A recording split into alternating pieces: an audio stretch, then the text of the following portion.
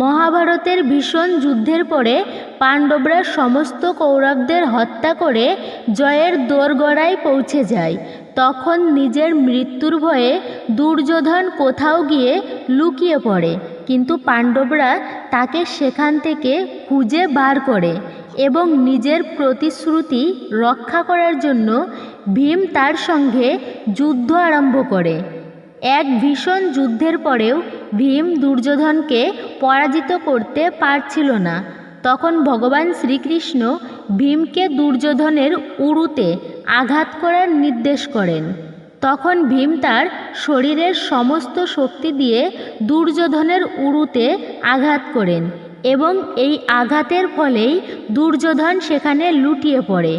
অনেক লোক মনে করে যে এখানেই মহাভারতের যুদ্ধের শেষ হয়ে গিয়েছিল, আর এরপরে পাণ্ডবরা 36 বছর ধরে হস্তিনাপুরে রাজত্ব করেন। একদম শেষ পাণ্ডবরা এবং ভগবান শ্রীকৃষ্ণ এই ধরিত্রী ত্যাগ করেন, আর এরপরে কলিযুগ শুরু হয়।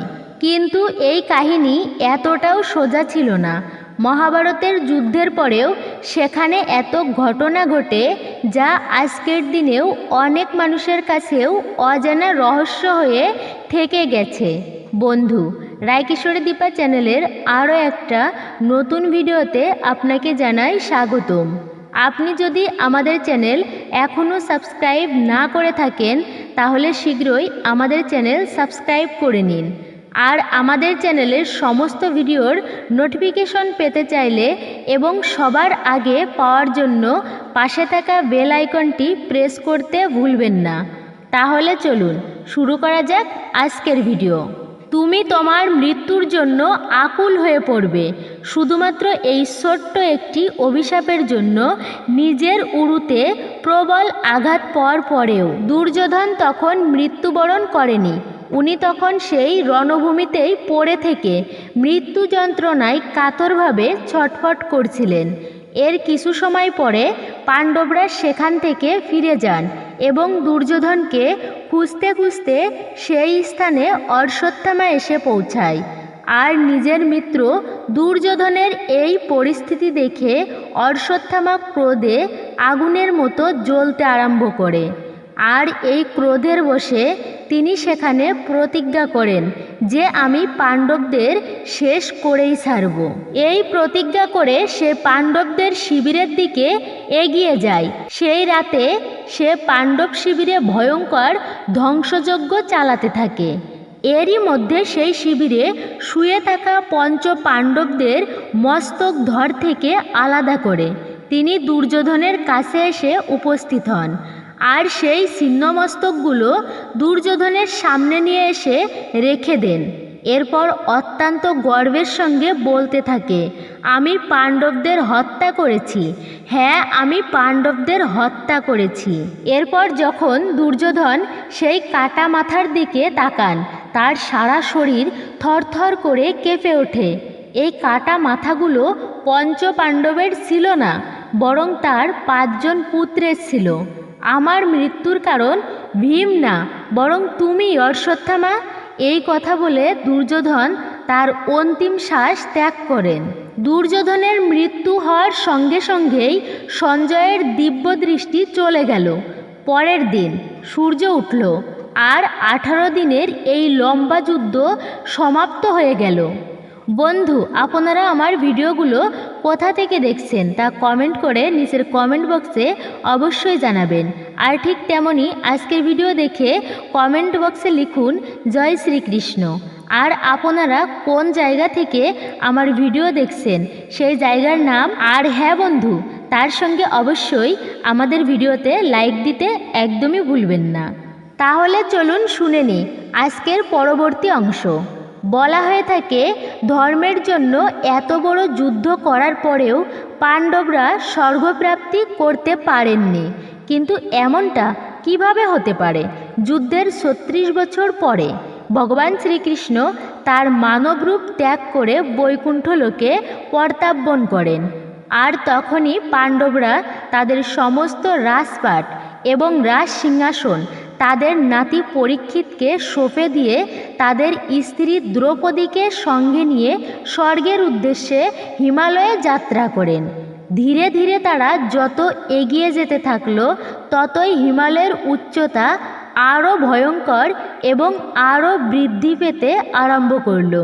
এইভাবেই একদিন পাহাড়ের এক ধার থেকে দ্রৌপদী পা পিছলে পড়ে যান এবং তিনি একটি গভীর খাদের মধ্যে পড়ে যান। যতই দ্রৌপদী অত্যন্ত সম্ভ্রমের সাথে স্ত্রী ধর্ম পালন করুক না কেন, তবুও পঞ্চ পাণ্ডবদের মধ্যে অর্জুনকেই তিনি সবচেয়ে বেশি ভালোবাসতেন, আর এটাই তার মৃত্যুর কারণ হয়ে দাঁড়িয়েছিল। দ্রৌপদীর পরে মৃত্যু হয়েছিল নকুল এবং সহদেবের। তাদের মৃত্যুর কারণ ছিল তাদের অত্যন্ত বেশি অহংকার। একজনের অহংকার ছিল তার জ্ঞানের, আর অন্যজনের অহংকার ছিল তার রূপের। তারপরে মৃত্যু হলো অর্জুনের, যার নিজের অস্ত্রবিদ্যার উপর অত্যন্ত অহংকার ছিল, আর এটাই তার মৃত্যুর কারণ হয়ে দাঁড়ায়। এর কিছুদিন পরে ভীমেরও মৃত্যু হয়।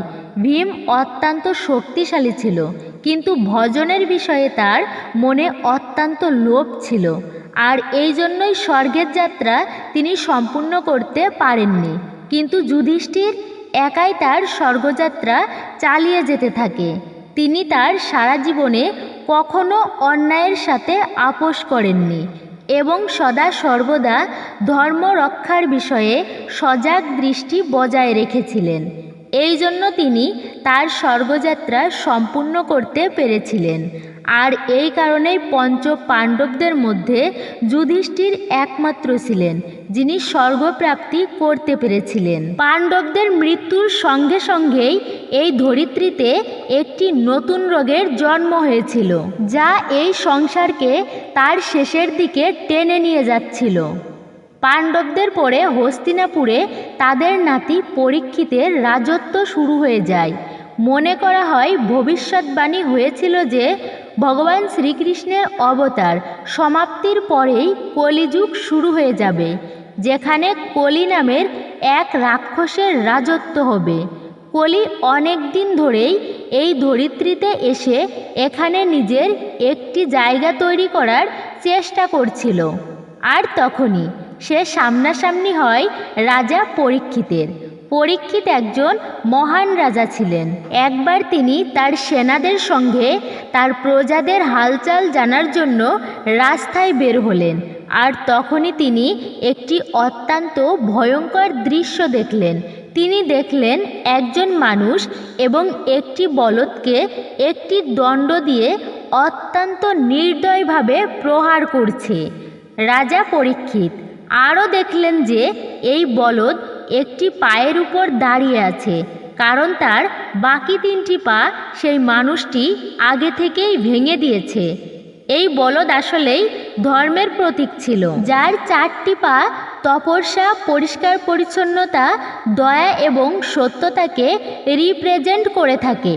তার তিনটি পাকে ভেঙে কলি ধর্মের তিনটি প্রতীকের উপরে আগে থাকতেই জয় পেয়ে গিয়েছিল, আর এখন কেবলমাত্র সত্যতাই বাকি থেকে গিয়েছিল। আর সেখানে উপস্থিত গাভী আসলে ছিল ভূমিদেবী, যিনি ভগবান শ্রীকৃষ্ণের এই সংসার ত্যাগের পরে সেখানকার পাপ নিয়ে অত্যন্ত বিচলিত ছিলেন। এইসব দেখে রাজা পরীক্ষিত বুঝে গেলেন যে যেই মানুষটা এই দুই প্রাণীর উপর অত্যাচার করছে সে আর কেউ নয়, বরং কলি অসুর, যে ধর্ম এবং পৃথিবীর উপর অত্যাচার করে এই পৃথিবীর উপর নিজের অন্ধকার রাজত্ব কায়েম করতে চায়। পরীক্ষিত তার তলোয়ার তুলে নেন এবং কলি রাক্ষসকে হত্যা করার জন্য তার দিকে এগিয়ে যান। এই দেখেই কলি পরীক্ষিতের চরণতলে লুটিয়ে পড়ে। পরীক্ষিত তার খারাপ উদ্দেশ্য সম্পর্কে সম্পূর্ণ সচেতন ছিলেন। তিনি সেখান থেকে কলিকে চলে যাওয়ার জন্য নির্দেশ দেন, কিন্তু কলিও অত্যন্ত ধূর্ত ছিল। সে পরীক্ষিতের চরণতলে লুটিয়ে পড়ে আর বিলাপ করতে করতে কাঁদতে কাঁদতে বলেন, আমাকে এখানে থাকার জন্য একটুখানি জায়গা দিন। তখন অত্যন্ত চিন্তাভাবনা করে পরীক্ষিত কলিকে 5টি জায়গায় থাকার অনুমতি প্রদান করেন। জুয়া, মদ, অসভ্যতা, হত্যা আর সোনা বা অলংকার। যেখানে এই 5টি জিনিসের অবস্থান থাকবে সেখানেই কলিও অবস্থান করতে পারবে। মহারাজা পরীক্ষিত ভেবেছিলেন এইভাবে সমস্ত ধরিত্রী কলির প্রকোপ থেকে বেঁচে যেতে পারবে। কিন্তু কলি এই পৃথিবীতে তার রাজত্ব কায়েম করতে এসেছিল। চারদিকে তার খারাপ এবং অন্ধকার জগৎ ছড়িয়ে দিতে এসেছিল। যখন পরীক্ষিত কলিকে এই 5টি জায়গায় থাকার অনুমতি প্রদান করলেন, তখন তিনি হয়তো এটা জানতেন না যে ধীরে ধীরে কলি এই 5 জায়গা থেকেই তার প্রভাব বাড়াতে থাকবে। সে এই ধরিত্রীতে তার প্রভাব বাড়াতে শুরু করে দেয়, আর এখান থেকেই শুরু হয়ে যায় কলিযুগ। পরীক্ষিত কলিকে সমস্ত সংসারের হাহাকার ছড়ানো থেকে তো আটকে দিয়েছিল, কিন্তু তার মৃত্যুকে আটকাতে পারেনি। এত জ্ঞান এবং শক্তি থাকা সত্ত্বেও রাজা পরীক্ষিতের মৃত্যুর কারণ হয়ে দাঁড়িয়েছিল তার ক্রোধ। একদিন জঙ্গলে ঘুরতে ঘুরতে মহারাজা পরীক্ষিত ঋষি শমিকের আশ্রমে এসে পৌঁছায়। তখন ঋষি শমিক ধ্যানমগ্ন ছিলেন, আর এই কারণেই সেখানে উপস্থিত রাজা পরীক্ষিত সম্বন্ধে তার কোনো ধারণাই ছিল না। আর এই বিষয়টা লক্ষ্য করেই মহারাজা পরীক্ষিত ক্রোধের বশে সেখানে পড়ে থাকা একটি মৃত সাপ ধ্যানমগ্ন ঋষি শমিকের গলায় জড়িয়ে দিয়ে চলে যান।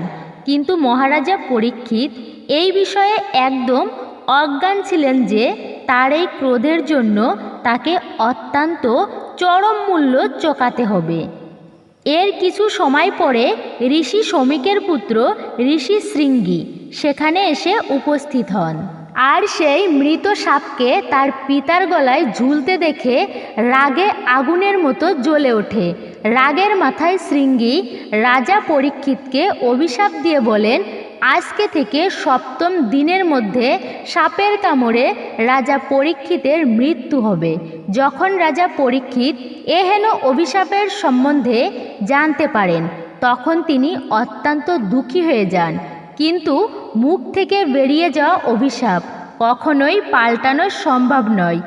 এই জন্য পরীক্ষিত তার ভাগ্যকে মেনে নেন এবং তার পুত্র জন্মেজয় হস্তিনাপুরের রাজা বানিয়ে নিজের মৃত্যুর জন্য প্রতীক্ষা করতে থাকেন। 7ম দিনে নাগরাজ তক্ষক একজন ব্রাহ্মণের বেশ ধরে রাজা পরীক্ষিতের মহলে প্রবেশ করেন আর রাজা পরীক্ষিতকে দংশন করেন। এভাবে ক্রোধের বশবর্তী হয়ে একটি অভিশাপের কারণে মহারাজা পরীক্ষিতের মৃত্যু হয়ে যায়। কিন্তু এখনও এই কাহিনীতে টুইস্ট বাকি আছে। জন্মেজয় তার পিতা পরীক্ষিতের মৃত্যুর পরে হস্তিনাপুরের সিংহাসনে বসেন। জন্মেজয় তার পিতার মৃত্যুর কারণ জানতেন।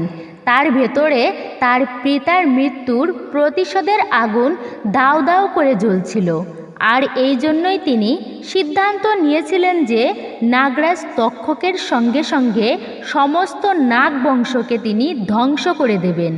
নিজের এই ইচ্ছাকে বাস্তবায়ন করার জন্য জন্মেজয় একটি সর্পনিধন মহাযজ্ঞের আয়োজন করেন। এটা এমন একটি যজ্ঞ ছিল যার দ্বারা এই ধরিত্রীতে যত নাগ ছিল তা সবই ধ্বংস হতে পারত। আর এই সময় একজন মহান ঋষি আস্তিক জন্মেজয়কে এটা বোঝাতে সক্ষম হন যে এই পৃথিবীর সমস্ত নাগকুল ধ্বংস হয়ে গেলে তা পরিবেশের ভারসাম্যকে নষ্ট করবে। আর শেষে সেই ঋষি আস্তিকের কথা মেনে নিয়ে জন্মেজয় এই যজ্ঞ থামিয়ে দেন আর নাগরাজ তক্ষকেরও জীবন ভিক্ষা দেন। আর এই দিনটা ছিল শ্রাবণ মাসের শুক্লপক্ষের পঞ্চমী তিথি, যেই দিনটাকে আজকের দিনে আমরা নাগ পঞ্চমী হিসেবে জেনে থাকি। মহাভারতের যুদ্ধ অনেক কিছুই বদলে দিয়েছিল, কিন্তু এর পরের ঘটনাসমূহ ততটাই গুরুত্বপূর্ণ ছিল।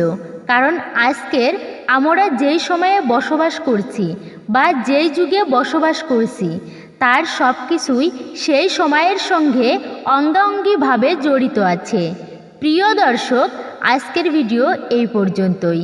আমাদের আজকের ভিডিও আপনার কেমন লাগলো সেটা নিচের কমেন্ট বক্সে কমেন্টস করে জানিয়ে দিন। আর আমাদের ভিডিও যদি আপনার ভালো লেগে থাকে তাহলে একটি লাইক করুন আর শেয়ার করে ছড়িয়ে দিন সবার মধ্যে। তাহলে আবারও দেখা হবে পরবর্তী ভিডিওতে। তার আগে অবশ্যই ভালো থাকবেন, সুস্থ থাকবেন। ধন্যবাদ।